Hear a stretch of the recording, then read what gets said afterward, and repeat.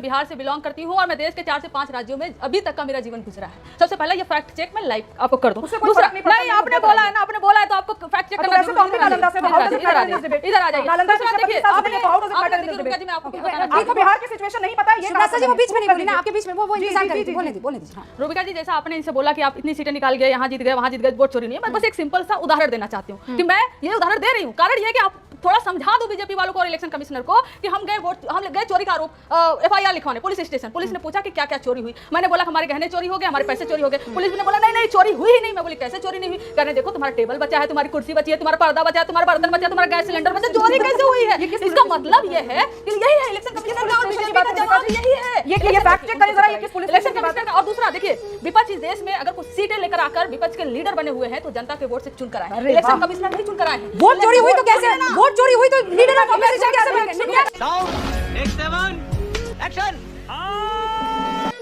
Picture चालू करो बे।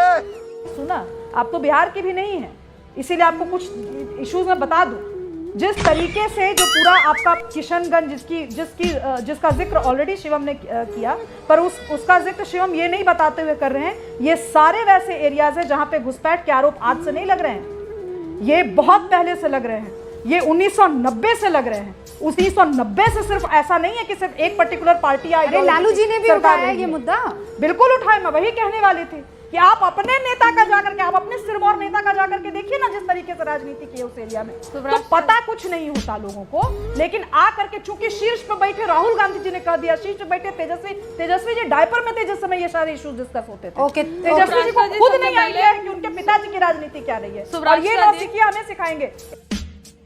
अब सवाल सबसे पहले तो मैं पुख्ता सबूत ठीक है, मैं आती हूँ। सवाल भी नहीं, सिर्फ कीवर्ड। सबसे पहले तो मैं एक फैक्ट चेक करना चाह रही हूँ कि मैं बिहार से बिलोंग करती हूँ और मैं देश के 4 से 5 राज्यों में अभी तक का मेरा जीवन गुजरा है। तो क्या करूँ नहाऊं? सबसे पहला ये फैक्ट चेक मैं लाइव आपको कर दूं। दूसरा नहीं, आपने बोला है ना, आपने बोला है तो आपको फैक्ट चेक करना है। तो हम भी नालंदा से, इधर आ जाइए। नालंदा से देखिए, आपने तो how does it matter in this debate? जी मैं आपको बताना, आपको बिहार की सिचुएशन नहीं पता, ये शिवराज जी बीच में नहीं बोली ना, आपके बीच में वो इंतजार करेंगे, बोलने दीजिए। आपने इनसे बोला कि आप इतनी सीटें निकाल गए, यहाँ जीत गए, वहाँ जीत गए, वोट चोरी नहीं है। मैं बस एक सिंपल सा उदाहरण देना चाहती हूँ। अरे कहना क्या चाहते हो? कि मैं ये उदाहरण दे रही हूँ, कारण ये है कि आप थोड़ा समझा दो बीजेपी वालों को और इलेक्शन कमिश्नर को कि हम गए चोरी का आरोप एफआईआर लिखवाने पुलिस स्टेशन। पुलिस ने पूछा कि क्या क्या चोरी हुई। मैंने बोला हमारे गहने चोरी हो गए, हमारे पैसे चोरी हो गए। पुलिस ने बोला नहीं चोरी हुई ही नहीं। मैं बोली कैसे चोरी नहीं हुई? कहने देखो तुम्हारा टेबल बचा है, तुम्हारी कुर्सी बची है, तुम्हारा पर्दा बचा है, तुम्हारा बर्तन बचा, तुम्हारा गैस सिलेंडर बचा, चोरी कैसे हुई है? इसका मतलब ये है कि यही है इलेक्शन कमिश्नर का और बीजेपी का जवाब यही है। ये फैक्ट चेक करें जरा, ये किस पुलिस इलेक्शन कमिश्नर का। और दूसरा देखिए, विपक्ष इस देश में अगर कुछ सीटें लेकर आकर विपक्ष के लीडर बने हुए हैं तो जनता के वोट से चुनकर आए। इलेक्शन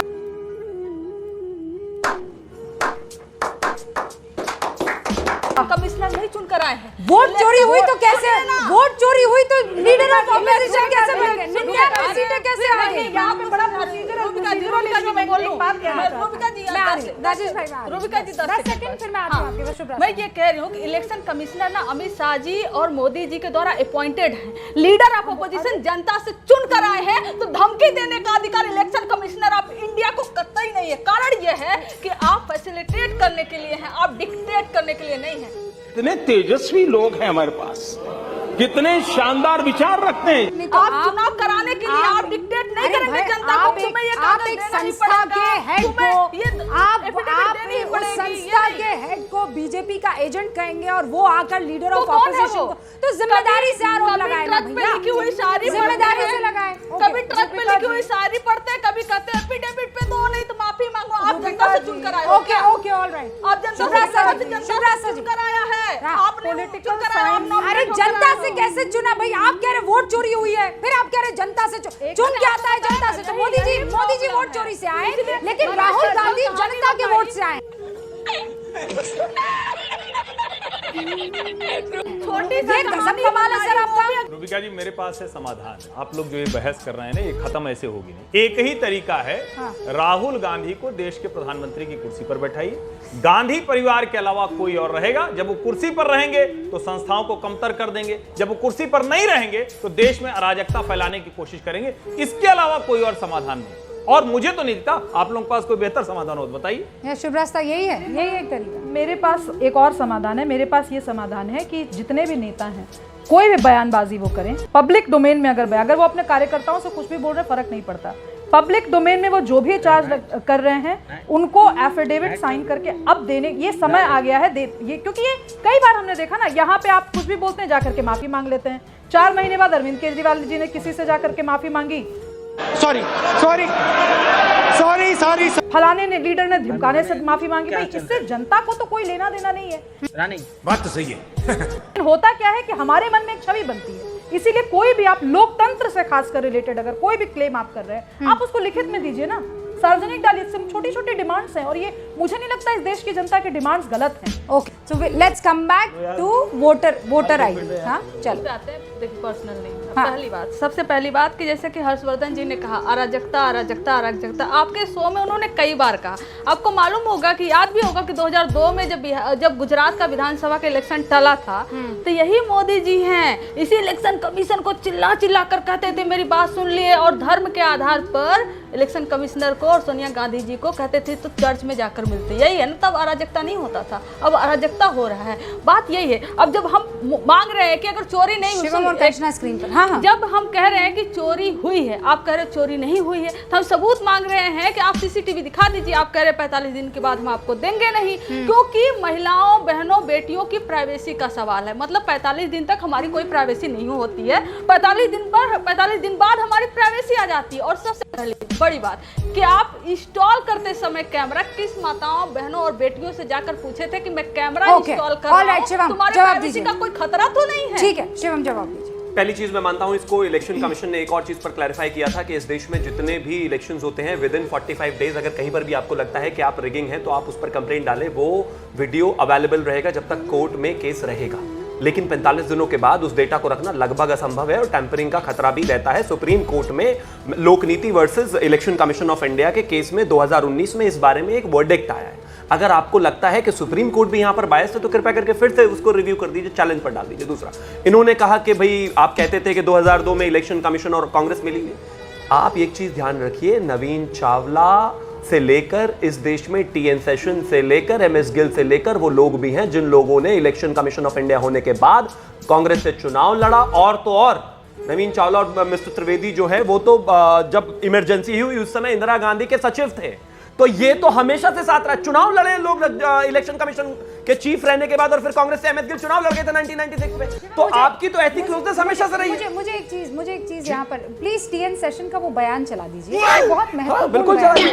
मैं टीएन चाहती सेशन ने कहा कि मैं चाहती हूँ कि तमाम राजीव गांधी दर्शक के इस कह बयान दीजिए को इलेक्शन सुनें। कमीशन इस दिन Please इलेक्शन play, कराए। please play. The Election Commission was treated as somewhat of a sidekick of the government.